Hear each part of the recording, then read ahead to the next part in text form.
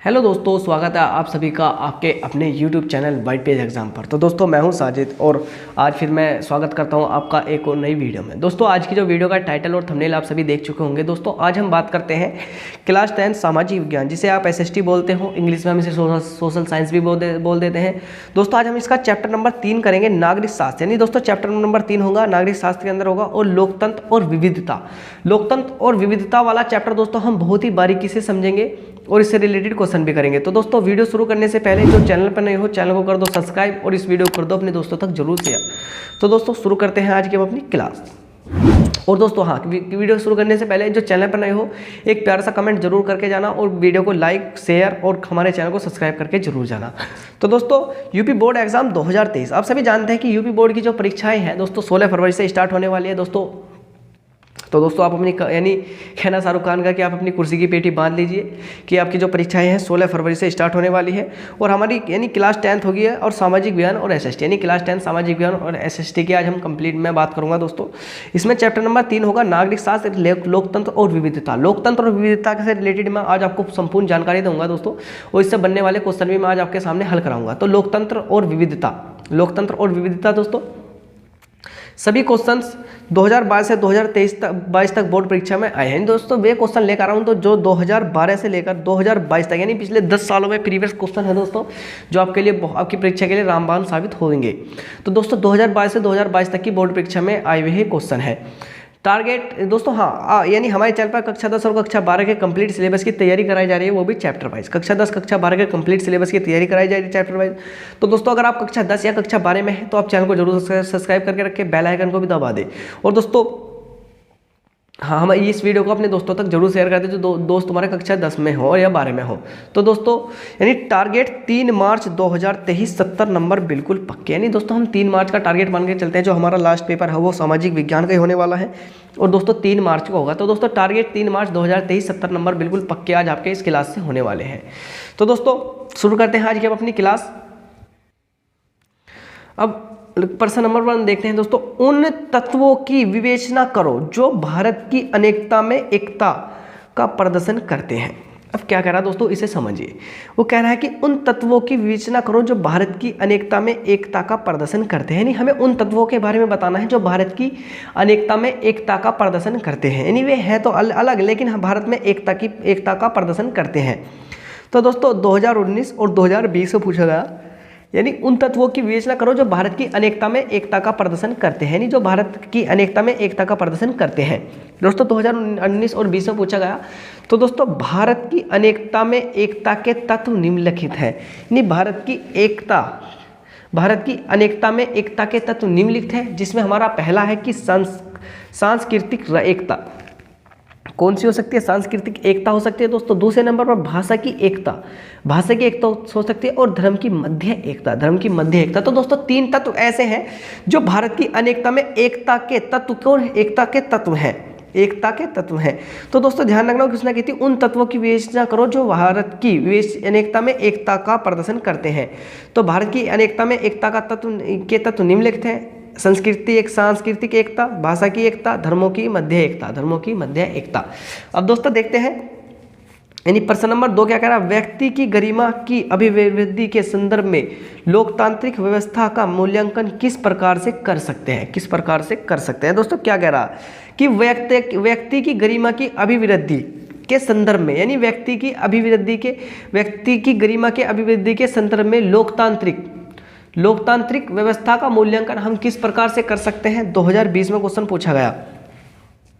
अब देखते हैं दोस्तों क्या कह रहा है कि सबसे पहले इसमें देखते हैं कि जो व्यक्ति की गरिमा और आज़ादी के मामले में लोकतांत्रिक व्यवस्था किसी अन्य शासन प्रणाली से अधिक श्रेष्ठ है।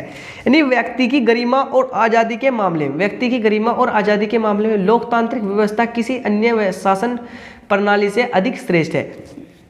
यानी व्यक्ति की गरिमा और आज़ादी के मामले में लोकतांत्रिक व्यवस्था किसी अन्य शासन प्रणाली से अधिक सर्वश्रेष्ठ है। गरिमा और आज़ादी की इच्छा लोकतंत्र का आधार है। दुनिया भर की लोकतांत्रिक व्यवस्था इस तथ्य को स्वीकार करती है। तो दोस्तों ध्यान रखना कि व्यक्ति की गरिमा और आज़ादी के मामले में, व्यक्ति की गरिमा और आज़ादी के मामले में लोकतांत्रिक व्यवस्था किसी अन्य शासन प्रणाली से अधिक श्रेष्ठ है। यानी अगर भारत में लोकतंत्र और व्यक्ति की गरिमा और आज़ादी के मामले की बात आती है तो लोकतंत्र व्यवस्था किसी अन्य शासन प्रणाली से अधिक श्रेष्ठ है। गरिमा और आज़ादी की इच्छा ही लोकतंत्र का आधार है। यानी जो लोग गरिमा और आज़ादी की इच्छा रखते हैं वही लोकतंत्र कहलाता है, यानी वही लोकतंत्र का आधार होता है। दुनिया भर की लोकतांत्रिक व्यवस्था इस तथ्य को स्वीकार करती है, यानी दुनिया भर में जहाँ भी लोकतांत्रिक व्यवस्था मानी जाती है वो इस तथ्य को क्या करती है, स्वीकार करती है। तो दोस्तों ध्यान रखना 2020 में क्वेश्चन आया है कि व्यक्ति की गरिमा अभिवृद्धि के संदर्भ में लोकतांत्रिक व्यवस्था का मूल्यांकन हम किस प्रकार से कर सकते हैं। 2020 में क्वेश्चन पूछा गया कि व्यक्ति की गरिमा और आज़ादी के मामले में लोकतांत्रिक व्यवस्था किसी अन्य शासन प्रणाली से अधिक श्रेष्ठ है। गरिमा और आज़ादी की इच्छा ही लोकतंत्र का आधार है। गरिमा और आज़ादी की इच्छा ही लोकतंत्र का आधार है। दुनिया भर की लोकतांत्रिक व्यवस्थाएं इस तथ्य को स्वीकार करती हैं। दुनिया भर की लोक व्यवस्थाएं इस तथ्य को स्वीकार करती हैं। अब देखते हैं प्रश्न नंबर 3 क्या कह रहा है। प्रश्न नंबर 3 कह रहा है दोस्तों कि लोकतांत्रिक देशों में, जो लोकतंत्रीय देश होते हैं, लोकतंत्रीय देशों में सामाजिक विभाजन का क्या प्रभाव पड़ता है। लोकतंत्र देशों में सामाजिक विभाजन का क्या प्रभाव पड़ता है दोस्तों। 2016, 19 और 22 में पूछा गया कि लोकतंत्रीय देशों में सामाजिक विभाजन का क्या प्रभाव पड़ता है। 2016, 19 और 22 में पूछा गया। तो लोकतंत्रीय देशों में सामाजिक विभाजन की प्रत्येक अभिव्यक्ति फूट नहीं बल्कि यह सकारात्मक भी होती है। यानी लोकतंत्रीय देशों में सामाजिक विभाजन की प्रत्येक अभिव्यक्ति फूट नहीं बल्कि सकारात्मक भी होती है। लोकतंत्र में राजनीतिक दलों के लिए सामाजिक विभाजन की बात करना विभिन्न समूह से व्यक्त वायदे करना होता है। तो दोस्तों एक बार वो समझिए, वो कह रहा है कि लोकतंत्र देशों में सामाजिक विभाजन का क्या प्रभाव पड़ता है। यानी जो लोकतंत्र देश है उसमें अगर हम समाज का विभाजन कर देंगे तो इसका क्या प्रभाव पड़ेगा। यानी इसका क्या प्रभाव पड़ेगा दोस्तों, इसके प्रभाव को हम लिखेंगे दोस्तों। तो दोस्तों ये 2016, 19 और 22 में क्वेश्चन पूछा गया। तो लोकतंत्रीय देशों में सामाजिक विभाजन की प्रत्येक अभिव्यक्ति फूट नहीं बल्कि यह सकारात्मक होती है। ये अगर लोकतंत्रीय देशों में सामाजिक विभाजन हो रहा है तो यह फूट नहीं है बल्कि यह सकारात्मक भी होती है। लोकतंत्र में राजनीतिक दलों के लिए, यानी जो लोकतंत्र होता है इसमें राजनीतिक दलों के लिए सामाजिक विभाजन की बात करना विभिन्न समूहों के दलों के लिए सामाजिक विभाजन की बात करना विभिन्न समूहों के विभिन्न वायदे करना जैसा होता है। वायदा करना। तो दोस्तों ध्यान रखना उसने क्या कही है कि लोकतंत्रीय देशों में सामाजिक विभाजन की प्रत्येक अभिव्यक्ति, जो लोकतंत्र देश है उसमें सामाजिक विभाजन की प्रत्येक अभिव्यक्ति फूट नहीं बल्कि यह सकारात्मक भी होती है। यानी फूट नहीं होती है, सकारात्मक भी हो सकती है। लोकतंत्र में राजनीतिक दलों के लिए सामाजिक विभाजन की बात करना विभिन्न समूहों से विभिन्न वायदे करने जैसा करना होता है। अब दोस्तों चलते हैं अगले क्वेश्चन के लिए, अगले पेज पर। स्वाभाविक है विभिन्न समुदाय के प्रति घनत्व देना इनकी मांग के अनुरूप नीतियां है। यानी अगर विभिन्न समुदाय के प्रति घनत्व देना उनकी मांग के अनुरूप नीतियां बनाना है, राजनीतिक दलों की रणनीति का हिस्सा है। राजनीतिक दलों की रणनीति का हिस्सा है। इस समुदाय के लोग किसी एक दल को दूसरे दल की तुलना में अधिक पसंद करते हैं। यानी इस समुदाय के लोग किसी एक दल को दूसरे दल की तुलना में अधिक पसंद करते हैं और अधिक वोट देते हैं। और क्या करते हैं, और अधिक से अधिक वोट देते हैं। तो दोस्तों ध्यान रखना कि विभिन्न समुदाय के प्रतिनिधित्व देना उनकी मांग के अनुरूप नीतियां बनाना राजनीतिक दलों की रणनीति का हिस्सा है। इस समुदाय के लोग किसी अन्य दल को दूसरे दल की तुलना में अधिक पसंद करते हैं। यानी किसी और दल को अन्य दूसरे दल की तुलना में पसंद करते हैं और अधिक वोट देते हैं। क्या अधिक वोट देते हैं। अब देखते हैं दोस्तों प्रश्न नंबर 4 क्या कह रहा है। प्रश्न नंबर 4 कह रहा है कि सामाजिक अंतर कब और कैसे सामाजिक विभाजन का रूप ले लेता है। यानी जो सामाजिक अंतर होता है वो कब और कैसे सामाजिक विभाजन का रूप ले लेता है। तो दोस्तों इसके बारे में बताऊंगा मैं। तो सामाजिक अंतर व विभाजन विद्वानों का यह मत है कि सामाजिक अंतर व विभाजन विद्वानों का यह मत है कि सामाजिक विभिन्नताएं सामाजिक विभाजन के लिए उत्तरदायी बन जाती है। कि सामाजिक विभिन्नताएं सामाजिक विभाजन के लिए उत्तरदायी बन जाती है। समाज में लिंग, जन्म, रंग, जाति, धर्म और क्षेत्र के आधार पर, जो समाज होता है समाज में लिंग, जन्म, रंग, जाति, धर्म और क्षेत्र के आधार पर विभिन्नताएं विद्वान रहती हैं। तो दोस्तों आप सभी जानते हैं कि जो हमारा समाज है उसमें कोई औरत होगा, कोई जेंट्स होगा, और दोस्तों कोई ऐसा होगा जो ना औरत है ना जेंट्स है, कोई यानी कोई जन्म से कोई किसी का जन्म किसी जाति में हुआ होगा, किसी का रंग काला होगा, कि कोई गोरा होगा, किसी की जाति यानी कोई जैसे तिल्ली हो जाएगा दोस्तों, कोई यानी ओबीसी हो जाएगा, कोई एससी, कोई एसटी दोस्तों, कोई जनरल इनमें आ जाता है, कोई ईडब्ल्यूएस में आ जाता है। धर्म दोस्तों कोई हिंदू होगा, मुसलमान होगा, सिख होगा, ईसाई होगा। और क्षेत्र दोस्तों कोई ऐसा भी हो सकता है कोई तमिलनाडु से निवास करता है दोस्तों, कोई ऐसा हो सकता है जम्मू कश्मीर से आ सकता है, कुछ ऐसे होते हैं कि गुजरात में रहते हैं, कुछ दोस्तों ऐसे अरुणाचल प्रदेश में रहते हैं। तो दोस्तों ध्यान रखना, समाज में लिंग, जन्म, रंग, जाति, धर्म और क्षेत्र के आधार पर विभिन्नताएं विद्यमान रहती है। यानी हमारे समाज में सब तरह के लोग रहते हैं। व्यक्ति और राजनीति, व्यक्तियों की राजनीतिक दलों व सरकार की संकीर्ण मानसिकता उस सामाजिक विभाजन का रूप दे देती है। किसकी यानी उसे यानी कौन उसे इस तरह का रूप दे देता है। तो व्यक्तियों की राजनीतिज्ञ, जो व्यक्ति होते हैं उनकी राजनीति जो होती है वे राजनीतिक दल यानी व्यक्तियों की राजनीतिक दल व सरकार की संकीर्ण मानसिकता उसे सामाजिक विभाजन का रूप प्रदान कर देते हैं, सामाजिक विभाजन का रूप प्रदान कर देते हैं। दोस्तों इसे एक बार और समझिए। वो कह रहा है कि सामाजिक अंतर कब और कैसे सामाजिक विभाजन का रूप ले लेता है। जो सामाजिक अंतर होता है हमारे में वो कब कैसे सामाजिक विभाजन का रूप ले लेता है। दोस्तों 2013, 15 और 17 में क्वेश्चन आया था। सामाजिक अंतर व विभाजन विद्वानों का मत है कि सामाजिक विभिन्नताएं सामाजिक विभाजन के लिए उत्तरदायी बन जाती है। यानी जो सामाजिक भिन्नताएं हैं वो सामाजिक विभाजन के लिए उत्तरदायी बन जाती है। अब समाज में जो एक बार ध्यान, सामाजिक विभिन्नताएं, जो समाज में विभिन्नताएं पाई जाती हैं वे समाज विभाजन के लिए उत्तरदायी बन जाती है। समाज में लिंग, जन्म, रंग, जाति, धर्म और क्षेत्र के आधार पर विभिन्नताएं पाई जाती हैं। इन सब के अनुसार विभिन्नताएं पाई जाती है। वे राजनीतिज्ञों की राजनीति दलों व सरकार की संकीर्ण मानसिकता उसे राजनीतिक विभाजन का रूप, सामाजिक विभाजन का रूप प्रदान कर देती है। जो ये राजनीति होते हैं, नेता होते हैं, ये चाल कर यानी उसे सामाजिक विभाजन का रूप प्रदान कर देते हैं। यानी वरना समाज में तो हर तरह के लोग पाए जाते हैं। अब देखते हैं दोस्तों प्रश्न नंबर 5। प्रश्न नंबर 5 क्या कह रहा है? वो कह रहा है कि सामाजिक विभाजन किस प्रकार से राजनीति को प्रभावित करता है। 2018, 19, 20 कि सामाजिक विभाजन किस प्रकार से राजनीति को प्रभावित करता है। सामाजिक विभाजन किस प्रकार से राजनीति को प्रभावित करता है। तो सामाजिक विभाजन के राजनीति पर प्रभाव को निम्नलिखित बिंदुओं के आधार पर स्पष्ट करते हैं। यानी सामाजिक विभाजन के राजनीतिक पर प्रभाव को निम्नलिखित बिंदुओं के आधार पर स्पष्ट करते हैं। नंबर 1, वर्तमान में विश्व की अधिकांश राष्ट्रों में किसी न किसी प्रकार का सामाजिक विभाजन अस्तित्व में है। यानी वर्तमान में विश्व के अधिकांश राष्ट्रों में किसी न किसी प्रकार का सामाजिक विभाजन अस्तित्व में है तथा ऐसा विभाजन प्राय राजनीतिक रूप से आंदोलनों तथा विरोध का रूप धारण कर लेता है।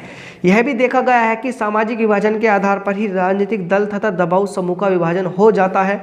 सामाजिक विभाजन राजनीति को भी विभिन्न समूह विचारधाराओं उपक्रमों के आधार पर विभाजित करने में सफल हो जाते हैं। दोस्तों एक बार वो इस क्वेश्चन को पढ़िए। उसने क्या कहता है? उसने कही थी सामाजिक विभाजन किस प्रकार से राजनीति को प्रभावित करते हैं। यानी जो सामाजिक विभाजन होता है वो किस प्रकार से राजनीति को प्रभावित करते हैं। तो सामाजिक विभाजन की राजनीति पर प्रभाव को निम्नलिखित बिंदुओं के आधार पर स्पष्ट करते हैं। यानी सामाजिक विभाजन की राजनीति को निम्नलिखित बिंदुओं के द्वारा स्पष्ट करते हैं। नंबर 1, वर्तमान में विश्व की अधिकांश राष्ट्रों में, यानी जो विश्व के अधिकांश यानी अलग अलग देश हैं में किसी न किसी प्रकार की सामाजिक विभाजन अस्तित्व में, उनमें किसी न किसी प्रकार का सामाजिक विभाजन पाया जाता है तथा ऐसा विभाजन प्राय राजनीति के रूप में आंदोलन तथा विरोध का रूप धारण कर लेता है। और ऐसा विभाजन राजनीतिक रूप से आंदोलन तथा विरोध का रूप धारण कर लेता है। अब यह भी देखा गया है कि सामाजिक विभाजन के आधार पर राजनीतिक दलों तथा दबाव समूह के बीच विभाजन हो जाता है। राजनीतिक दलों तथा दबाव समूह के बीच में विभाजन हो जाता है। नंबर 3 कह रहा है कि सामाजिक विभाजन राजनीति को भी विभिन्न समूहों विचारधाराओं उपक्रमों के आधार पर विभाजित करने में सफल हो जाता है। क्या हो जाता है? सफल हो जाता है।